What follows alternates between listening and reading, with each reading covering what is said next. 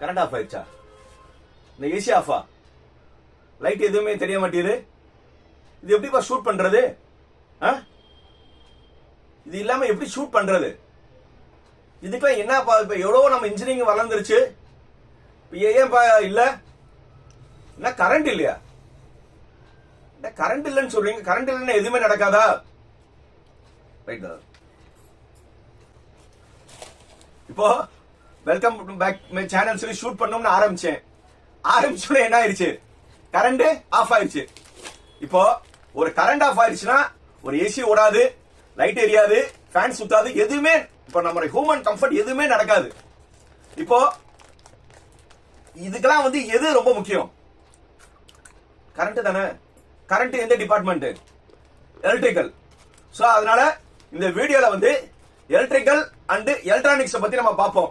இப்போ ட்ரிபிள்இன்னு சொல்லுவாங்க. அந்த ட்ரிபிள்இ பத்தி நம்ம இந்த வீடியோ ஃபுல்லா பார்ப்போம்.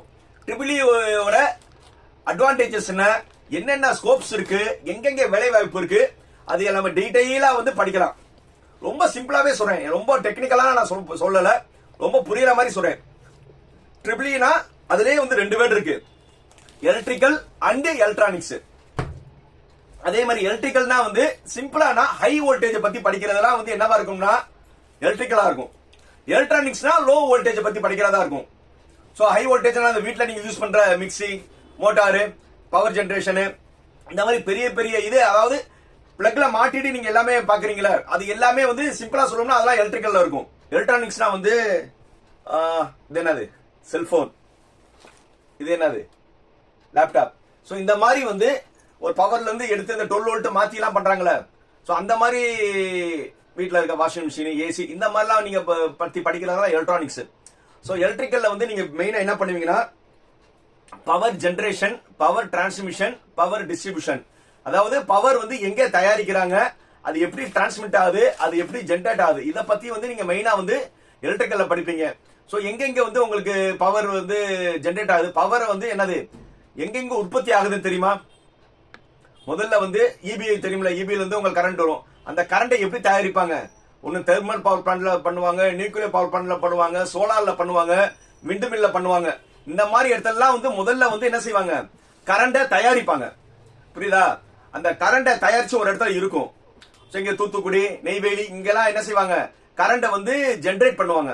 அந்த ஜெனரேட் பண்ண பிறகு அதை டிஸ்ட்ரிபியூஷன் பண்ணுவாங்க. சோ அங்க இருந்து என்ன செய்வாங்கன்னா தயாரிச்ச கரண்டை எந்த சோர்ஸ் பண்ணலாம். நிறைய நான் சொல்லிட்டேன், சோலார்ல பண்ணலாம், தெர்மல்ல பண்ணலாம், விண்ட்ல பண்ணலாம், ஹைபிரிட் நிறைய இடத்துல பண்ணலாம்.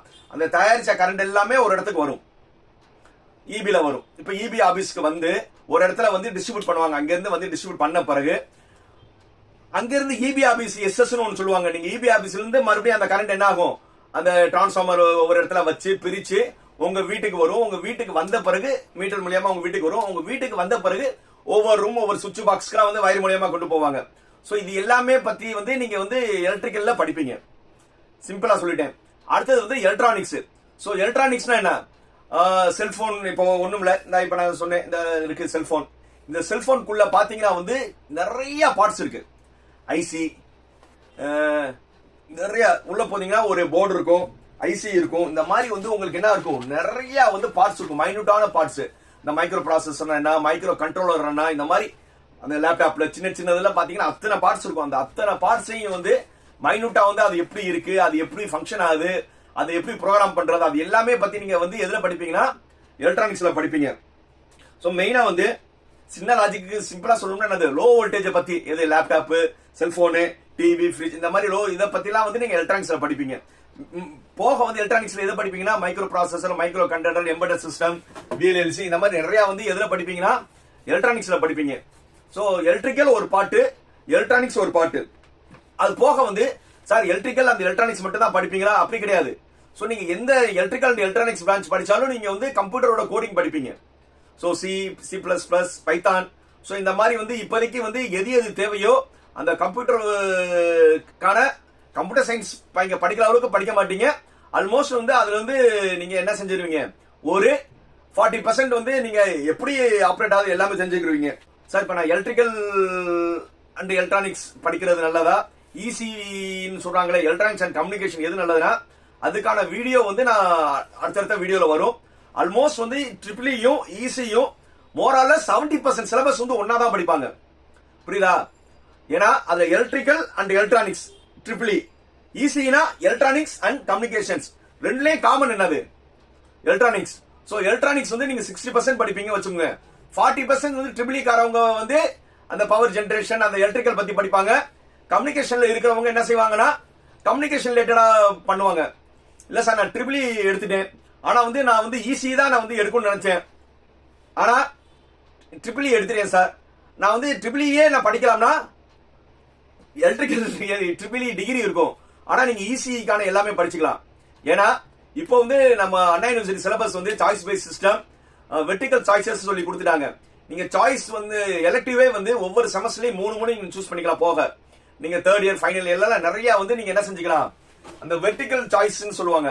நீங்க அப்படியே வந்து எலக்ட்ரானிக்ஸ் ஈஸி பயங்கர பண்ண எலக்டிவ் அப்படியே தூக்கி நீங்களும் படிச்சுட்டீங்கன்னா உங்களுக்கு நீங்களும் என்னது ஈஸி பயங்கர மாதிரி ஆயிருவீங்க. சோ நீங்க சார் நீங்க சொல்றது டவுட்டா இருக்குன்னா நேரா போங்க, Anna university R21 triple E syllabus download பண்ணுங்க. Anna university R21 ECE syllabus download பண்ணுங்க. 2 சிலபஸையும் டவுன்லோட் பண்ணுங்க. 2 சிலபஸையும் டவுன்லோட் பண்ணீங்கன்னா முதல் 2 3வது 4வது பக்கத்துல வந்து நீங்க first semester second semester third semester என்னென்ன படிப்பீங்கன்னு சொல்லி சப்ஜெக்ட் இருக்கும். ட்ரிபிள் இ பாருங்க, அதே மாதிரி ஈஸி இதையும் டவுன்லோட் பண்ணி பாருங்க. அங்கேயும் வந்து என்னது டவுன்லோட் பண்ணி பாத்தீங்கன்னா ஆல்மோஸ்ட் சப்ஜெக்ட் வந்து என்னவா இருக்கும், ஒரு 60% சப்ஜெக்ட் காமனா இருக்கும். அப்படியே எலக்டிவ் பாத்துங்க, vertical elective, vertical 1, vertical 2, vertical 3, vertical 4 பாத்தீங்கன்னா ட்ரிபிள் இ சிலபஸ் வந்து வெர்டிகல் 2 பாத்தீங்கன்னா அப்படியே வந்து அது ஈஸியில இருக்கிற வெர்டிகல் சிலபஸ் தான். ஆல்மோஸ்ட் என்னது நீங்க ஈஸி ஸ்டூடெண்ட் மாதிரி ஆயிருவீங்க. ரைட் சார், எலக்ட்ரிக்கல் படிச்சா வந்து ஜாப் ஆப்பர்ச்சுனிட்டி சார், நீங்க எதுவுமே நான் படிக்கிறேன் சார், எனக்கு வந்து ஜாப் ஆப்பர்ச்சுனிட்டி எதுல ட்ரிபிள் இல எப்படி சார் இருக்கும்? நான் வந்து நிறைய வீடியோல சொல்லியிருக்கேன். இனி 4 வருஷம் கழிச்சு வந்து என்னுடைய பெர்செப்ஷன் வந்து ட்ரிபிள் இ அண்ட் மெக்கானிக்கல் தான் ரூல் பண்ணும். ஏன்னா இப்ப ஆல்மோஸ்ட் வந்து எல்லா இடத்துலயும் இ வெஹிக்கிள் வந்துருச்சு. எல்லா பெரிய பெரிய கம்பெனிஸ் வந்து அவங்களுடைய பெட்ரோல் டீசல் வண்டியை வந்து நிப்பாட்டிட்டாங்க.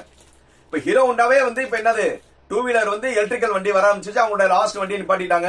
ஹுண்டாய் எல்லா கம்பெனியும் வந்து அவங்களோட பெட்ரோல் டீசலோட லாஸ்ட் வண்டியெல்லாம் மேனுஃபேக்சரிங் நிப்பாட்டிட்டாங்க. இனி வர்றது ஃபுல்லா அவங்க ஹைபிரிட் அண்ட் எலக்ட்ரிக்கலுக்கு தான் போறாங்க. இப்போ வந்து அது க்ரோயிங் ஸ்டேஜஸ்ல இருக்கு. நீங்க வந்து இப்போ 2024 நீங்க எப்போ படிச்சு வெளியில வருவீங்க? 2028 4 வருஷம் கழிச்சு நீங்க வெளியில வரும்போது இப்பவே வந்து எல்லா ஆட்டோமொபைல் செக்டார் ஃபுல்லாவே வந்து வெஹிக்கிள் ஃபுல்லா வந்து ஈக்கு மாறிட்டாங்க.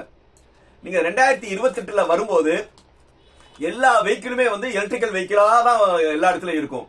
அதே மாதிரி கவர்மெண்ட் என்ன சொல்லிருக்காங்கன்னா கிரீன் வேல்யூ, அதாவது 2030க்குள்ள வந்து நம்மளுடைய இந்தியா ஃபுல்லா வந்து பசுமை இதா இருக்கணும்னு. அப்படின்னா என்னது, எமிஷன் இல்லாம அந்த பெட்ரோல் டீசல் வண்டி இல்லாம வந்து நம்ம வண்டிகள் இருக்கணும்னு. சோ அப்ப நீங்க 2027 28லாம் வந்து என்ன இருக்கும்னா, நான் என்னுடைய வண்டி, உங்களுடைய வண்டி, காலேஜ்ல இருக்க கார், பஸ் எல்லாமே வந்து என்ன செய்வாங்கன்னா பெட்ரோல் டீசல் இருக்கிறது டே பை டே வந்து என்ன ஆவாங்கன்னா எலக்ட்ரிக்கல் கன்வர்ஷன்ஸ்க்கு மாறுவாங்க. அது ஆட்டோமொபைல் செக்டார்ல வந்து கார், 2 வீலர், பஸ் எல்லாத்துலயும் வந்து எது மாறணும், டெக்னாலஜி எலக்ட்ரிக்கல் டெக்னாலஜி தான் மாறும்.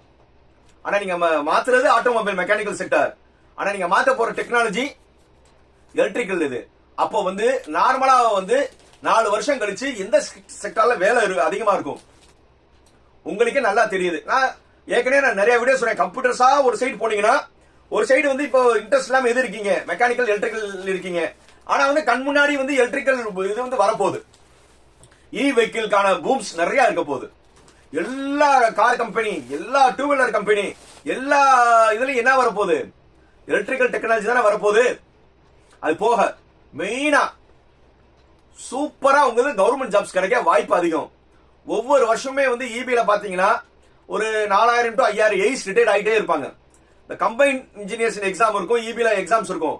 அந்த எக்ஸாம்லாம் வந்து நீங்க ஈஸியா எழுதி கிளியர் பண்ணிட்டீங்கன்னா கவர்மெண்ட் ஜாப்ல நேரா போய் கெத்தா எப்படி கெத்தா போய் ஏயா உட்காந்துக்கலாம்.